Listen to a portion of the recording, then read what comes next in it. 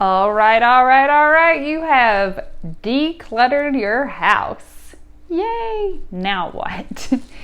A lot of people actually stop at the step of decluttering. And first and foremost, I want to say congratulations if that is you and you have done that. You have gone through your entire house, you have sorted everything, and you have removed the unwanted, the unused, the unneeded, the not necessary, the broken, all the things that you just don't want. You have purged and let it go. And that's such an amazing step and an amazing feeling of creating space and letting all of that stuff go. I mean, that is a very big step.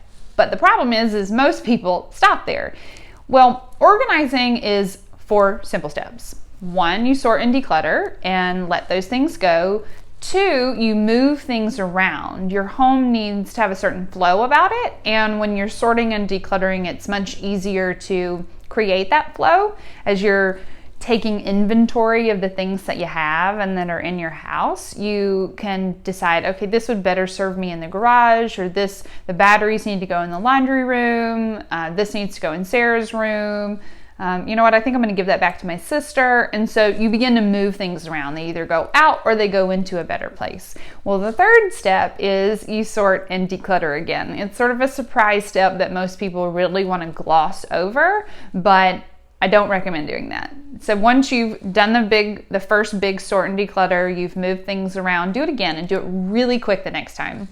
It's probably been a couple of months since you've sorted and decluttered that first space. So go in and do it again. Look at it through new lens. You've done your whole house and you might have a new perspective on whether or not you need those 15 pair of booties, or you could get by with 5. And then once you've done that, then you install your system. So once you've gotten out everything that you know you don't want, and you're really just looking at the things that you want, you love, and you use within the space, then you can start asking the questions of, what does this space need to make it more efficient? Do I need a different piece of furniture? Do I need some drawer organizers? Do I need to install some shelving on the wall so I can hang up my trophies or medals or whatever it is? And that's kind of the fun part. That's sort of more of like the organizing design. I'm not really fancy in that way, but that would be more the design phase of how can I use this space more efficiently and how does it support me and my family.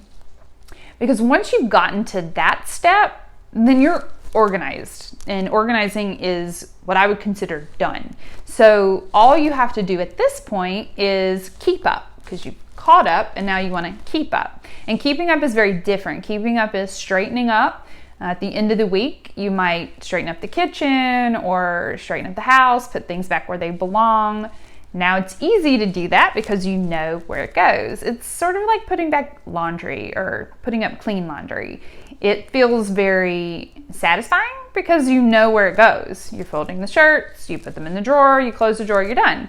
It's sort of like putting up the dishes, very, very similar. The other responsibility, though, is paying attention to the things that are coming in. So we acquire things in 3 ways. We either buy them, we are given them, or we find them, as in they were free on the side of the road type of deal.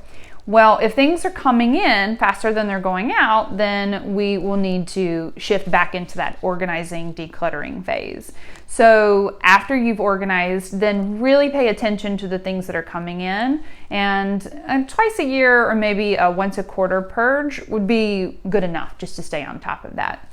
So if you are in that phase of I have decluttered, now what? I want to encourage you to keep going.